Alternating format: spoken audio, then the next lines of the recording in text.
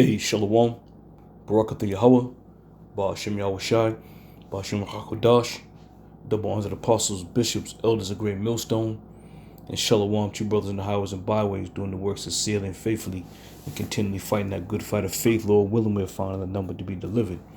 All right, so I'm just going to get right on into it. This is Matthew 24:7.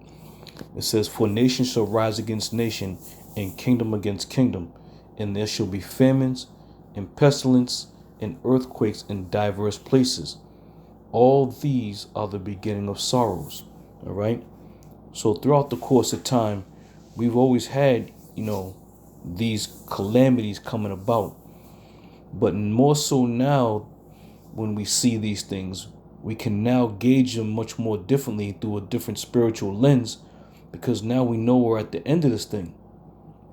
And being at the end of it, these calamities are much more pronounced, if you will. All right. So as we have been saying, 2026 has been going off without hitch. All right. So let's go back again. As it reads, "For nation shall rise against nation," right? Let's look Here in Beijing, North Korean leader Kim Jong-un has just arrived at a massive military parade with Chinese leader Xi Jinping and Russian President Vladimir Putin. This is the first time ever that the three leaders have appeared on the global stage together, and the world's media is here watching. For Xi, this is about more than just unveiling new weaponry. It's about showing off a new global order with Kim, Putin, and other world leaders from countries including Iran, Pakistan, and Myanmar. 中华民族伟大复兴势不可挡。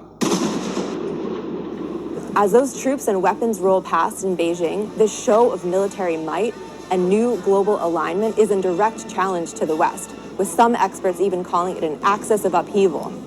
And as U.S. President Donald Trump unleashes chaos with his global trade war and shaky attempts to end the war in Ukraine, Chinese leader Xi Jinping has a message.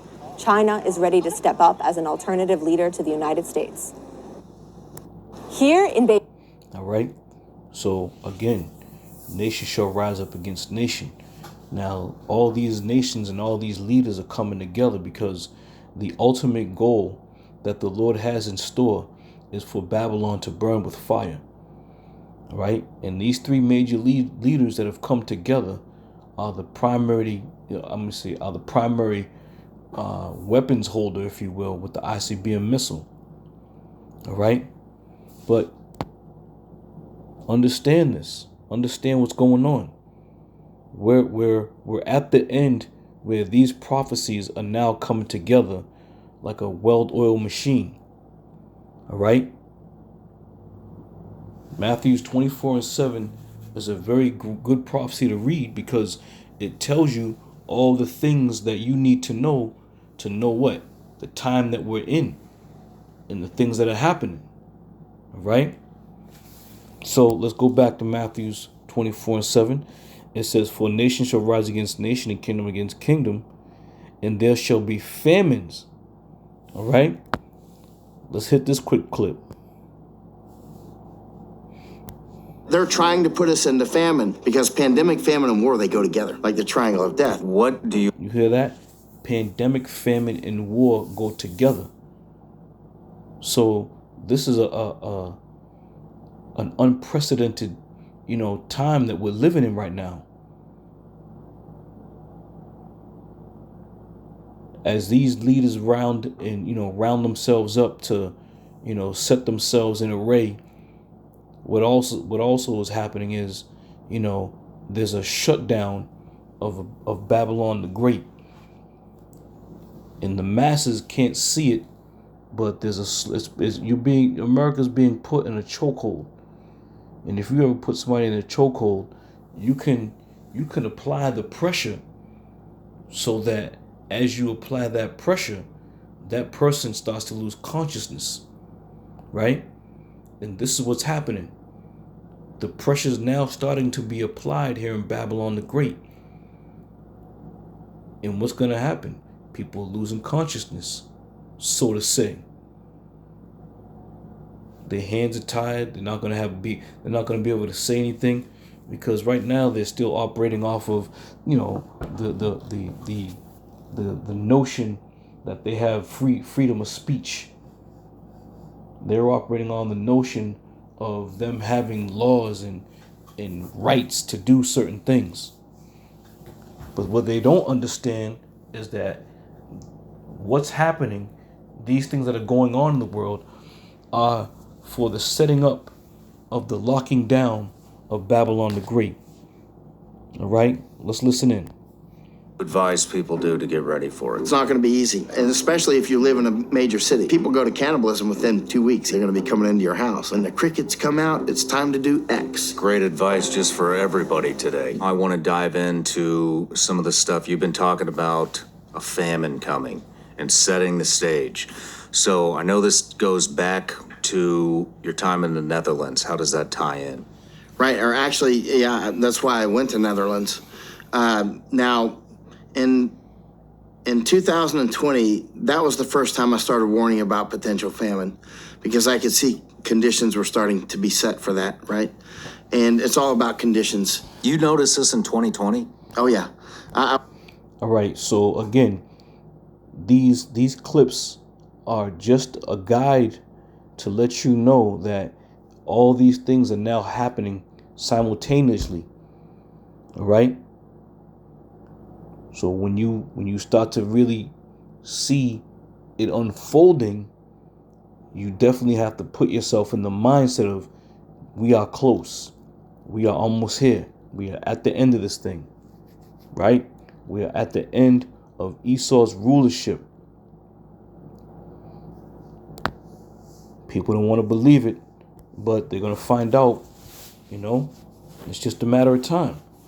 You know, now Trump is truly pushing this whole going into Greenland thing. So the more and more Trump pushes, the more and more these nations are going to become mad. All right? So it says, and there shall be famines and pestilence. Now let's take a little quick video of pestilence. Now I want to be careful, because sometimes, and again, these videos are fair use videos. All right, and we got to keep mentioning, with the fair use, you know, act, if you will, you're allowed to use clips of different people's videos, not infringing upon the copyright laws, for educational purposes only, as short clips.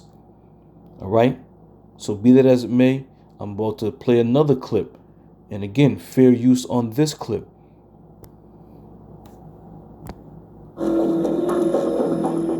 Six years ago today, the world first heard of a mysterious virus emerging from Wuhan. Back then, it sounded distant, contained, almost abstract.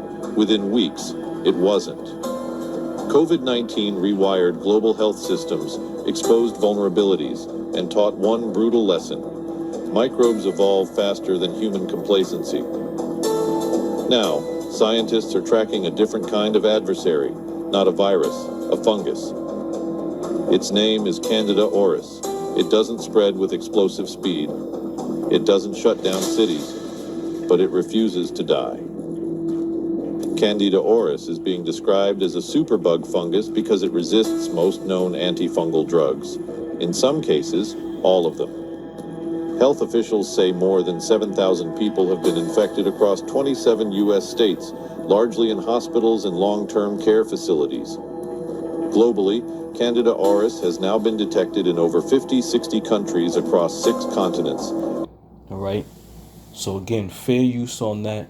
This is not for, you know, this is only for educational purposes only, and not to persuade or to teach somebody, you know, how to do something medically.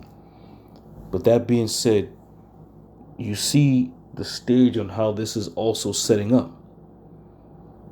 Now, this so-called superbug is a slow roller, if you will.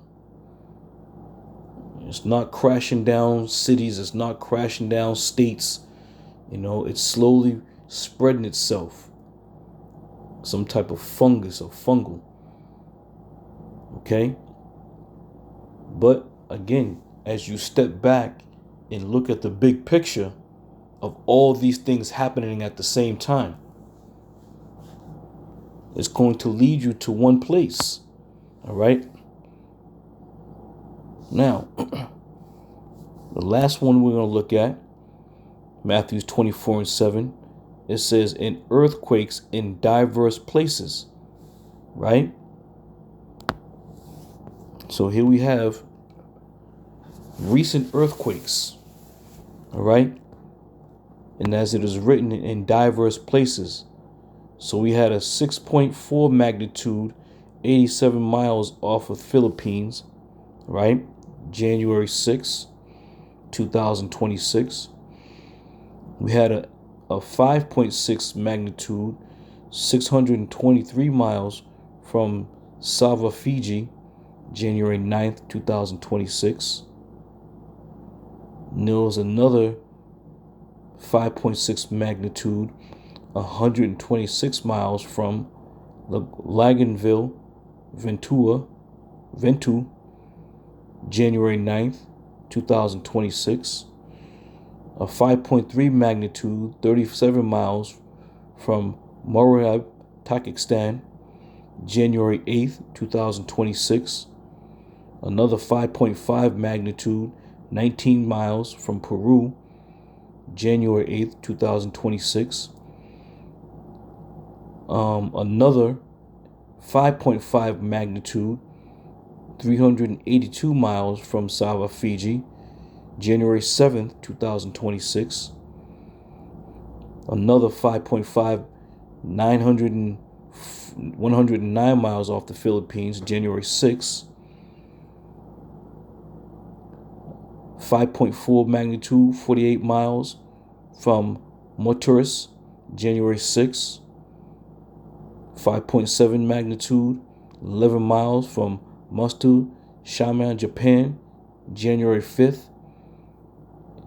And the last two, 5.2 magnitude, 9 miles off Morgan, Asin, India.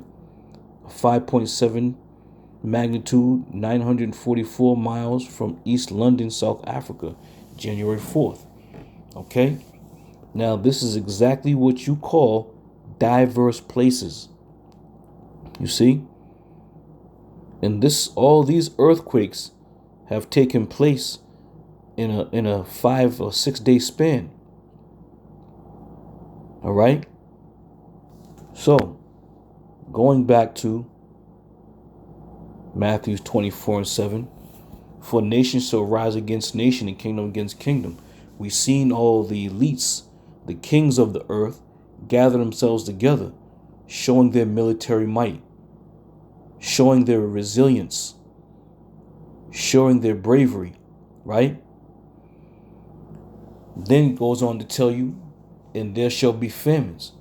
Now we heard from a Edomite who's been, could be a Jake, but he posed to be an Edomite at this moment, who has been studying, this is the breakdown of society, the implementation of war and famine coming together. All right. So everything that we have read in Matthew 24:7 is a roadmap to the end, to the beginning of the end, right? Then it goes on to talk about in pestilence, this new super fungus bug, if you will. Like I said, it's a slow roller. It's hitting, 50 something countries at this point, but it's still moving. And this is what is interesting, because all these countries that are getting hit, it's not major news because it's slowly hitting each country and it's not moving quickly. Now, compared to the last one we just came out of, it moved quickly, it hit massive countries, and there was mass casualties right away. So this new fungus bug is sort of like a sleeper cell. Nobody's really aware of it. Nobody really talking about it. It's not on mainstream media. It's not on any, so-called platform being spoken about. And what does that do? Things like that just keep the people asleep. Nobody's up in arms. Nobody's worried. Nobody's scrambling to the stores, trying to buy all the toilet paper and tissues they can. You see? This thing is strategically being put in place and set up. All right? And last but not least, we read about the earthquakes in diverse places. You know? So it was about 10 or 11 earthquakes in a 5-day span.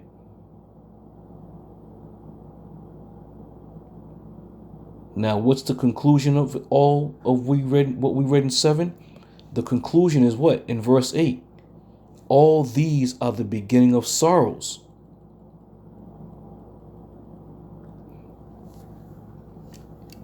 And we praise and thank Yahweh Shai for giving us the eyesight to see these things and understand these things and to prophesy about these things. All right? Because one of the most important things that we can tell you is that the Lord is mustering up these kings of this earth to come together to unleash the wrath of Yahweh Shai on Babylon the Great, aka America. All right? So that's where we're at. All these things are now coming up.